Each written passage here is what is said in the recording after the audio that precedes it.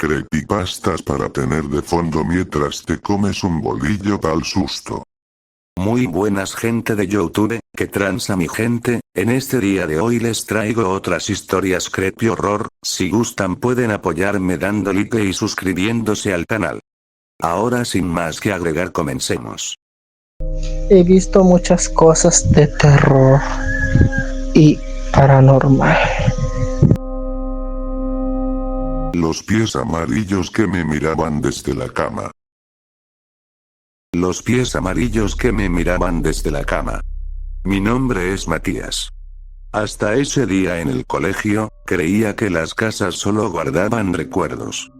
Nunca imaginé que también podían guardar algo más, algo que se niega a marcharse. Éramos un grupo de amigos del colegio. Una tarde, una compañera llamada Camila nos invitó a su casa para hacer un trabajo en grupo. Todos sabíamos que era solo una excusa para pasar la tarde juntos. Sus papás no estaban, y la casa era grande y antigua, de esas que tienen varios pisos y muchos rincones oscuros. Llegamos, nos acomodamos en la sala del primer piso, pusimos música y empezamos a hacer cualquier cosa menos la tarea. Reíamos, comíamos snacks y contábamos anécdotas tontas. En un momento sentí que necesitaba ir al baño. Camila me indicó que estaba en el segundo piso, justo frente a las escaleras. Subí rápido. El pasillo del segundo piso era largo y estaba en penumbras. A ambos lados había puertas que daban a las habitaciones. Al pasar frente a la puerta de la izquierda, que estaba entreabierta, vi algo que me detuvo en seco. Dentro de la habitación, sobre la cama, alcanzaba a ver un par de pies. Eran pies de persona mayor. Los dedos estaban chuecos y deformados, como si hubieran pasado toda una vida dentro de zapatos demasiado apretados. Las uñas eran largas, gruesas y amarillentas, con un tono enfermizo, casi como si tuvieran hongos. Estaban inmóviles, colgando ligeramente del borde de la cama. Me quedé congelado. Pensé que había alguien durmiendo ahí. Lo más lógico era que fuera algún familiar de Camila que se había quedado en casa. Me sentí incómodo por haber entrado haciendo bulla con mis amigos abajo. Fui al baño, hice lo que tenía que hacer y bajé de nuevo. Cuando llegué a la sala, le conté a Camila con toda naturalidad. Oye, no sabía que tenías a alguien más en la casa. Vi unos pies en la cama de la habitación de la izquierda. Camila se quedó mirándome. Su cara cambió de golpe. Se puso pálida y me preguntó con voz temblorosa. ¿Qué habitación? La de la izquierda, la que está justo frente a las escaleras. Se hizo un silencio pesado. Todos nos quedamos callados. Camila subió corriendo. La escuchamos abrir la puerta, caminar dentro de la habitación y volver a bajar. Cuando regresó, estaba blanca como papel. No hay nadie, dijo casi susurrando. Esa es mi pieza, y estaba completamente vacía. Nadie quiso subir después de eso. El ambiente cambió por completo.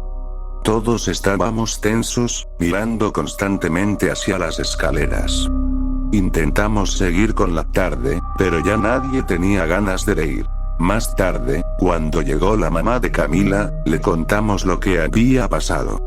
Ella se quedó callada un momento, miró hacia el segundo piso y luego nos dijo con voz baja. Esa pieza, antes era de mi mamá. Tu abuela, Camila. Ahí dormía ella, y ahí fue donde falleció. Nunca volvimos a hablar del tema entre nosotros. Pero yo no he podido olvidarlo. A veces, cuando estoy solo en casa y todo está en silencio, cierro los ojos y todavía veo esos pies deformados, con uñas amarillas, colgando del borde de la cama. Inmóviles. Esperando. Y me pregunto, si esa tarde la abuela solo quería ver quiénes éramos los que estábamos haciendo ruido en su casa. O si, simplemente, nunca se fue de esa habitación. El que tenía mi propio rostro.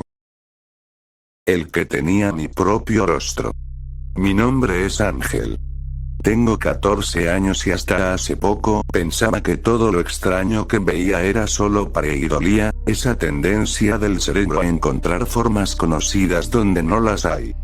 Caras en las nubes, figuras en las manchas de la pared, cosas normales.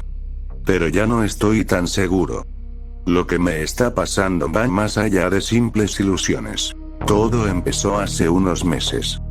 Al principio eran cosas pequeñas. Veía movimientos por el rabillo del ojo, sombras que se deslizaban detrás de mí cuando caminaba por los pasillos de la casa o del colegio. Al girarme, no había nada. Me decía a mí mismo que era cansancio, que estaba creciendo, que la mente jugaba malas pasadas. Pero cada vez era más frecuente. Más real. Un día en el salón de clases, estaba concentrado escribiendo en mi cuaderno. El pupitre de mi derecha siempre estaba vacío porque la tabla donde se pone el cuaderno estaba rota. De pronto, por el rabillo del ojo, vi a alguien sentado ahí. Una figura oscura, completamente inmóvil, mirándome fijamente. No tenía detalles, solo una silueta negra y densa. Me giré de inmediato, y no había nadie. El pupitre seguía vacío. Sentí un escalofrío que me recorrió todo el cuerpo. Pero seguí escribiendo, intentando convencerme de que solo había sido mi imaginación. La noche que todo cambió fue una madrugada. Todos en casa dormían. Me levanté a prepararme un café para poder empezar el día sin tanto cansancio. La cocina está frente a la puerta de mi habitación. Había cerrado esa puerta antes de salir, estoy seguro. Estaba calentando el agua cuando escuché claramente una voz susurrando mi nombre. Ángel, era una voz baja, alargada, como si alguien estuviera arrastrando las letras. Me giré con la olla de agua caliente todavía en la mano. La puerta de mi habitación estaba abierta. Y en el marco, asomado, había alguien. Era una figura completamente oscura, sin rasgos definidos, excepto la cara. Esa cara tenía mi rostro. Los mismos ojos, la misma forma de la nariz, la misma boca. Pero no era yo. Era algo que se parecía a mí, como una copia mal hecha, vacía y sin vida. Se quedó ahí, mirándome fijamente, sin moverse. Me quedé paralizado. El agua caliente empezó a quemarme la mano, pero no podía apartar la mirada. La figura no parpadeaba. Solo me observaba con una calma aterradora. De pronto, la olla se me resbaló y el agua caliente cayó sobre mi pierna. El dolor me hizo reaccionar. Bajé la vista un segundo para ver la quemadura, y cuando volví a mirar, la figura ya no estaba. La puerta de mi habitación seguía abierta, pero el pasillo estaba vacío. Desde esa noche, todo ha empeorado. Ahora siento que me observan todo el tiempo. En el colegio, en la calle, en mi propia casa. A veces veo movimientos rápidos por el rabillo del ojo. Otras veces, cuando estoy solo, escucho pasos suaves que se detienen justo cuando yo me detengo. Y en las noches, cuando me miro en el espejo del baño, por un segundo siento que mi reflejo tarda un poco más en seguir mis movimientos. Ya nadie me cree. Les he contado a mis amigos, a mi familia, todos piensan que es estrés, falta de sueño o que estoy exagerando. Pero yo sé lo que vi. Sé que esa figura no era solo una alucinación. Porque cada vez que cierro los ojos, siento que algo me está mirando desde muy cerca. Y tengo miedo de que, un día, cuando vuelva a abrirlos, la figura ya no esté solo asomada en la puerta, sino parada justo frente a mí, usando mi propio rostro. La anciana que subía las escaleras sin hacer ruido. La anciana que subía las escaleras sin hacer ruido. Mi nombre es Laura. Durante muchos años me consideré una persona bastante racional. No creía en fantasmas, ni en apariciones, ni en ninguna de esas historias que la gente cuenta para asustarse. Pero hay un momento de mi vida que nunca he podido explicar, y que todavía hoy, 15 años después, me produce un escalofrío cada vez que lo recuerdo. Tenía 15 años. Era un día de junio y había subido a la casa de mi amiga Carla a pasar la tarde antes de salir de fiesta por San Juan. Su casa estaba en la ladera de un monte, en una zona poco poblada, rodeada de vegetación y silencio. Era una casa grande y antigua, de esas que tienen varios pisos y muchos rincones donde la luz no llega bien. Estábamos las dos solas en el baño del primer piso, maquillándonos frente al espejo. El espejo estaba colocado justo enfrente de la puerta, y a través de él se veía claramente el inicio de las escaleras que subían a la planta superior. Charlábamos, reíamos y decíamos tonterías típicas de chicas de 15 años. De repente, por el rabillo del ojo, vi movimiento en el espejo. Una anciana con camisón blanco y rulos en el pelo subía lentamente las escaleras. Sus pasos eran silenciosos, casi inexistentes. Iba con la cabeza ligeramente inclinada hacia abajo, como si no quisiera hacer ruido. Sentí un escalofrío inmediato, pero lo reprimí. Miré a Carla con reproche y le dije en voz baja: «Oye, ¿no me habías dicho que estabas sola? Tu abuela está subiendo las escaleras». Carla se quedó congelada. Su cara cambió por completo. Estaba boquiabierta, con los ojos muy abiertos y una expresión de puro terror. Me miró y susurró: «¿Tú también lo viste?». En ese momento el escalofrío que había intentado ignorar me recorrió todo el cuerpo. Le pregunté si era su abuela. Ella negó con la cabeza, pálida. «No, no es nadie del pueblo. No conozco a esa señora». Ninguna de las dos se movió durante unos segundos.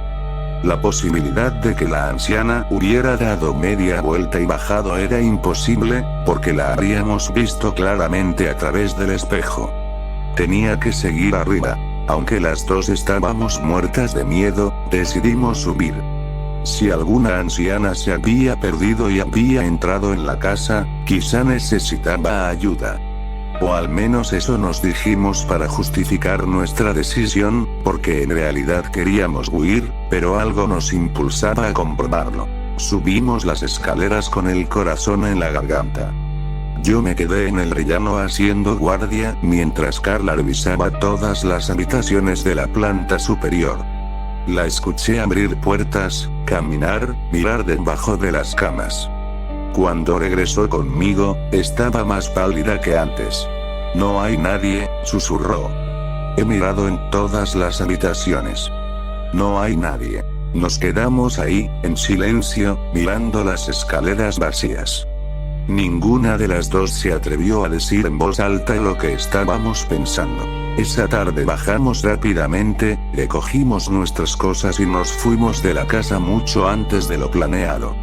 Nunca volvimos a hablar del tema con detalle. Pero ese incidente se quedó grabado en mi memoria para siempre. Han pasado 15 años desde esa tarde. Carla y yo seguimos siendo amigas, pero nunca hemos vuelto a mencionar a la anciana del camisón.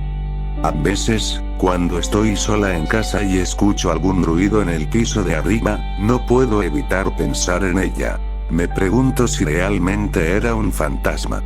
O si, como dice mi lado más racional y empecinado, era simplemente una anciana haciendo parkour.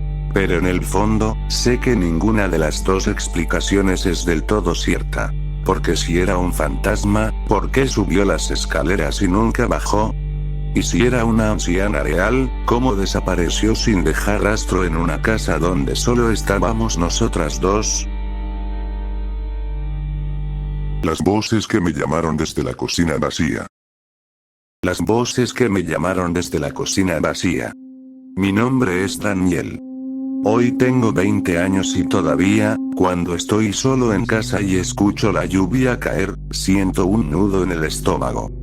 Hay una noche de mi infancia que nunca he podido olvidar, una noche que me hizo cuestionar si realmente estamos solos en nuestras propias casas. Tenía 8 años. Mi mamá y mi tía tenían una reunión de trabajo importante y habían planeado cenar todos juntos después. Como vivíamos lejos del lugar de la reunión, mi mamá decidió dejarnos a mí, a mi hermano mayor y a mi hermana en casa de mi tía. A nuestro cargo se quedaría mi primo, que era un poco mayor que nosotros. La idea nos emocionó mucho. La casa de mi tía siempre había tenido fama de extraña.